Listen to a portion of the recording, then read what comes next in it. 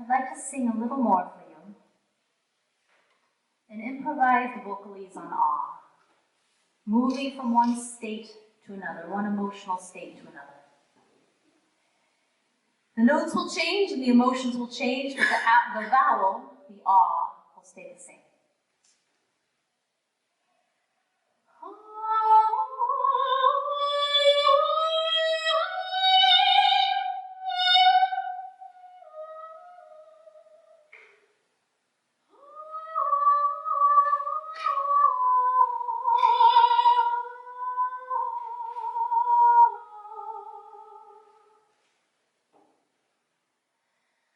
I wasn't speaking words, but I was moving through a range of emotions with power and nuance.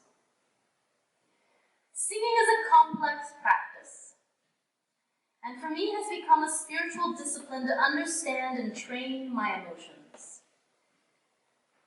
Emotions are core muscle activities, exercises of the body head to pelvis. Each emotion has a core posture, like a yoga pose or a dance pose for the core. And so as I move from one emotion to another, I move from one core posture to another, like an inner dance, so I can tango well with the world. When you talk to me, you may be able to see, hear, and then accurately identify my emotional state. Oh, that's anger. That's joy. That's sad. This reading of core postures happens in daily life, and it happens when I sing for an audience. I invite an audience to move emotionally with me. When I sing, I efficiently breathe in and exhale with a spaciousness and control to express a wide range of emotions powerfully, but also gracefully, without losing authenticity. Singing has taught me that all emotions are on the table, which means that all emotions are legitimate. Even the bad ones, like anger, can be beautiful and can feel amazing. How? How can anger feel good? I feel a pain, inhale, and exercise it out, moving the breath.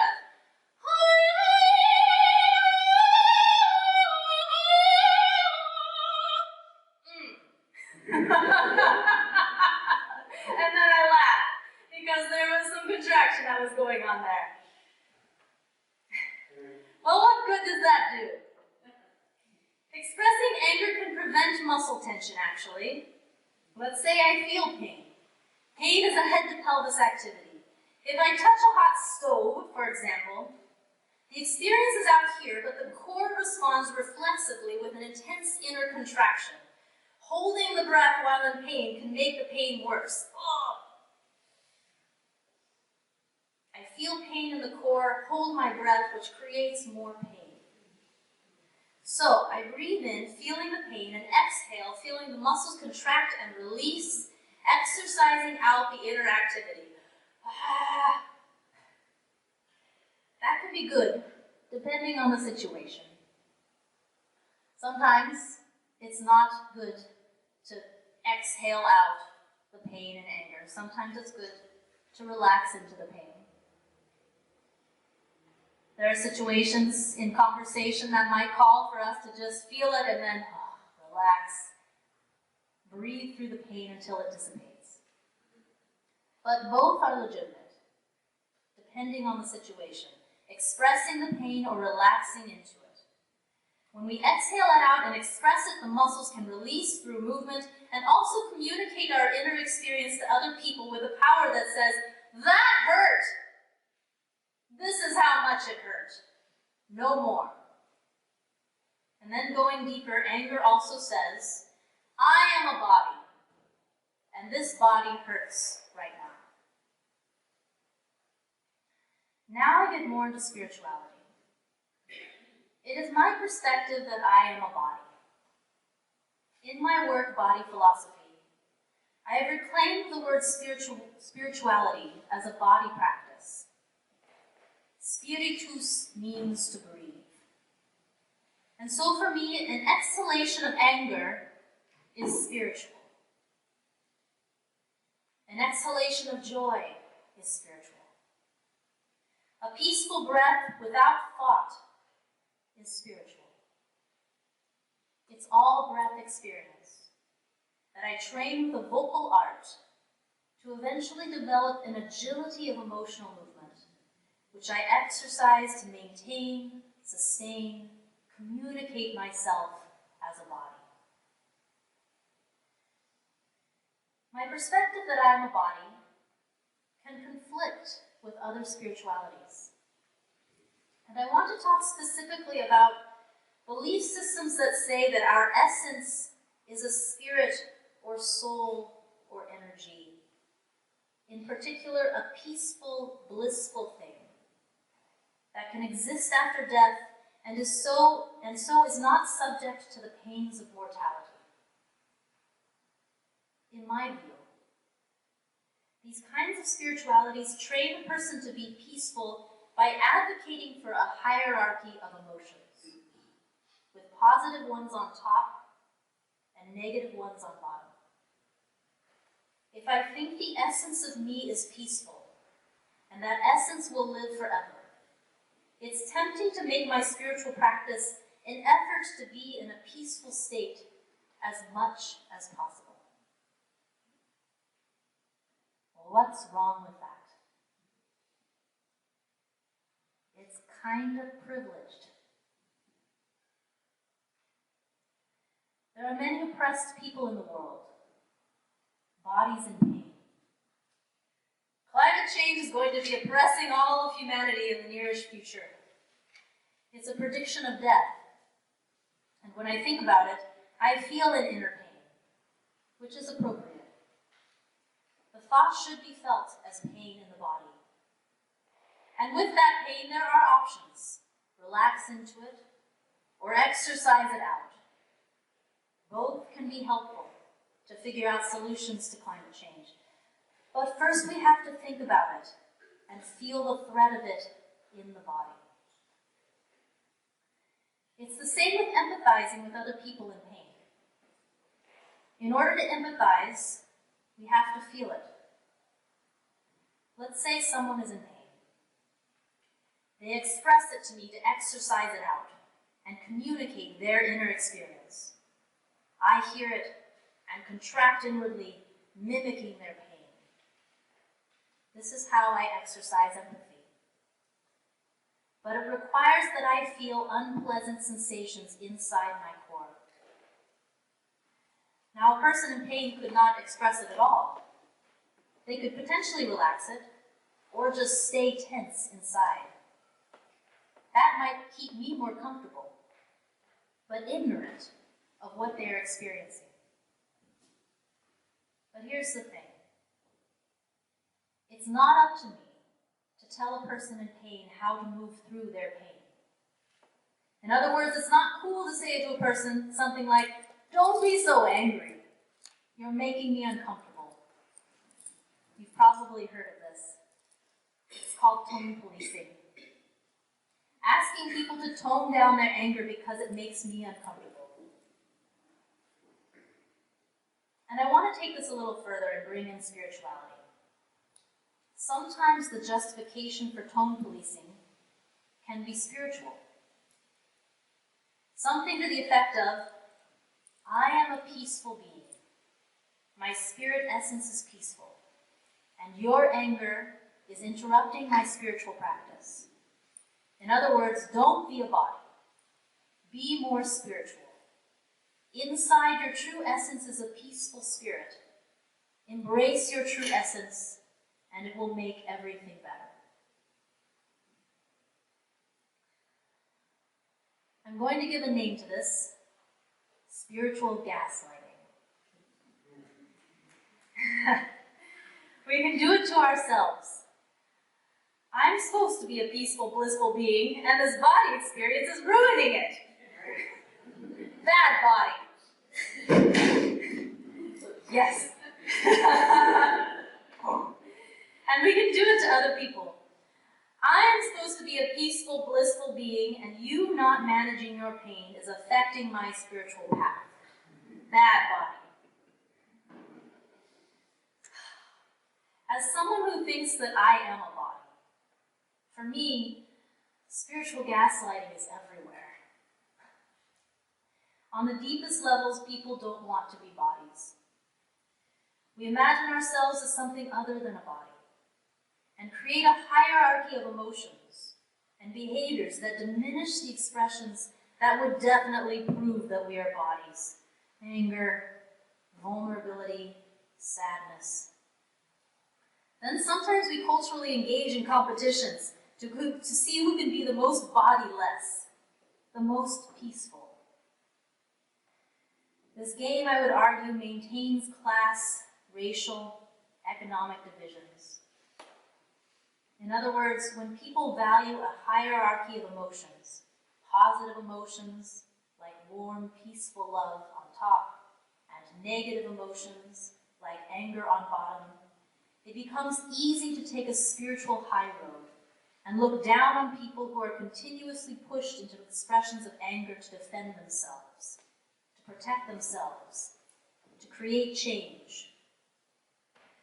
Privileged people can declare peace and love more of the time, not because they are spiritually superior, but because they are not being beaten down all the time because of race, gender, socioeconomic status, and so on.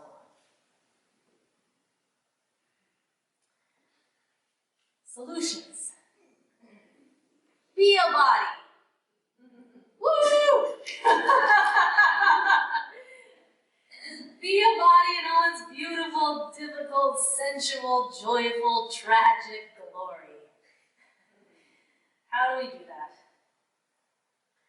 I would like to propose a model that values exploring and accepting the self as body, that values emotional agility so we can plan well for ourselves and others as bodies, where we make space for others to express their experiences as bodies, and learn to listen and appreciate the entire palette of emotional expression. I boiled it down to 3 disciplines as part of a spiritual practice. The 3 disciplines are art, analysis, health. It makes a little trinity for you ex-Catholics out there. All 3 disciplines supporting each other. I'll describe how this works for me, but this is just my personal model. I imagine many variations of this model of practicing a body spirituality that could be supported within a larger community. Number 1, art. For me, the vocal arts. The vocal arts have become a spiritual discipline for me through this opera thing, and that's my preference, but there are many styles of singing.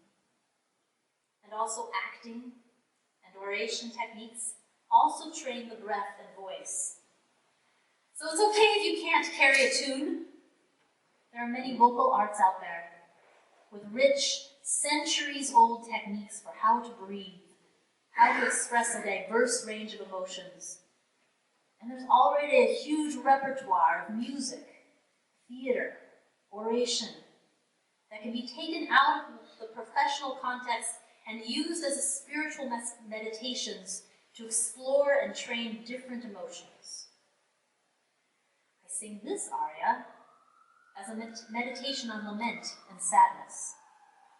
I speak this monologue to explore anger. I improvise a wordless vocalese on awe to explore my yes. I improvise a wordless vocalese on awe to explore my no. It's like becoming an emotion athlete or an emotion dancer.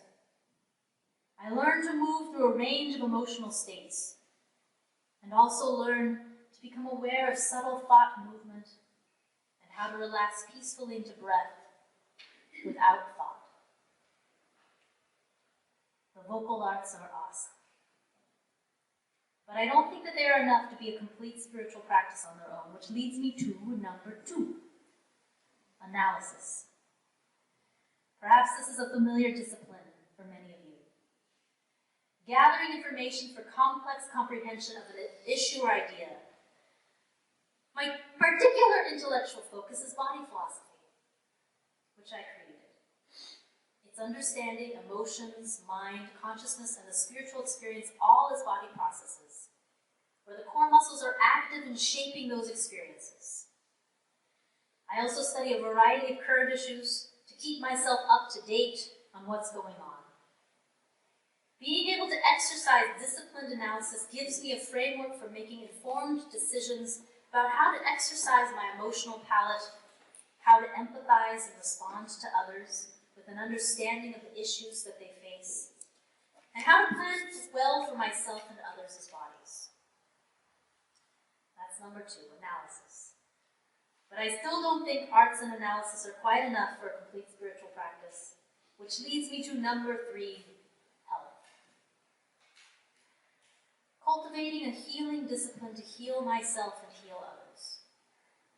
This gets me in touch with my needs, my limits, and my vulnerabilities. My healing discipline is massage and the emotional work that comes with it. Healing work grounds me to care for my body and care for other bodies. It creates emotional connection and cultivates in me the ability to empathize, care, and plan for others as bodies to maintain health. Okay, why do I need all 3? Why not just do 1? All right, well, I'll speak for myself and my own experience, and hopefully you'll be able to relate. If I'm just a singer in this culture, an opera singer in my case, I'm often asked to participate in artwork that I don't want to participate in. The opera stories are often patriarchal. The characters I'm suited for are the ingenue, the coquettish girl. It's not me. And I get frustrated that there are so many women who are amazing singers and they have to play roles where they don't have much power or depth. Or in the more dramatic roles, they get murdered, or raped, or treated really badly. Meh. I don't want to participate in it. There are other stories out there that are more modern, but the industry is still very set in its ways. Same with religious institutions. If I'm an opera singer, I'm generally expected to sing religious music, the content of which I don't agree with. As just an opera singer in this time in history, I'm a vessel for the storytelling mostly of men through a patriarchal lens. And this is true for many classical actors as well. Generally, all the professional industries around the vocal arts are still patriarchal. So, it's been helpful for me to take the technique and repertoire out of its context and make it my own, or write my own. But in order to make it my own, I needed to do a lot of reflection and analysis, which brings me back to number 2, analysis, the second part of my model. Similar to how I don't want to be just an opera singer, I also don't want to be just an intellectual. Why? Well, if I'm just an intellectual in this culture, I feel an expectation to be emotionless, as if reason and emotion don't belong to the same club. There is a concept of mind that I've noticed in our intellectual spaces, that the mind-brain is a calculating place, and the body is generally a machine to taxi the mind around. I disagree with this conceptualization. In case you didn't catch this already, I think humans are bodies, with all the fleshy emotional goodness and pains that come with it. So that's why the combo of arts and analysis are important to my spiritual practice. Arts cultivate a discipline of emotion. Analysis cultivates a discipline of thought. So we are not disembodied analysis. We're not unfeeling machines. We are bodies with needs and limits. We can be soft and vulnerable. Which brings me to the third part of the model, health. Working as a healer, I heal myself and I heal others. Healing gets me in touch with my limits. I'm often expected to be someone who brings people from a state of injury back to health so that they can continue to participate in an unhealthy system. We need new systems. In order to create new systems, I try to be a healer who makes an effort to intellectually analyze the systems causing so much injury, with the voice training and confidence to make myself heard. So that's why I advocate for all three together: arts, analysis, health. They all support each other. It's a revolutionary model, and it's been working for me. It diversifies my income. I feel it's a good way forward, especially as our economy changes from a materialistic, resource-consuming economy to an economy that values human skills to care for each other as bodies. It's time to build new systems to provide care for bodies, supported by philosophical and spiritual conceptualizations that humans are bodies. I'll finish with some questions for reflection. What kind of arts would you like to explore and cultivate in yourself? Is there something you would like to heal in yourself? What kind of group work would be exciting and fulfilling for you?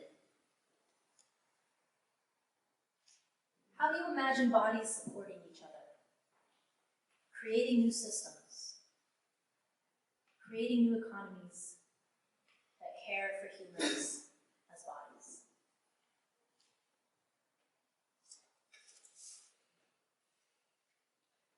Thank you. It's now time for the offertory. I'm going to sing a little meditation for you.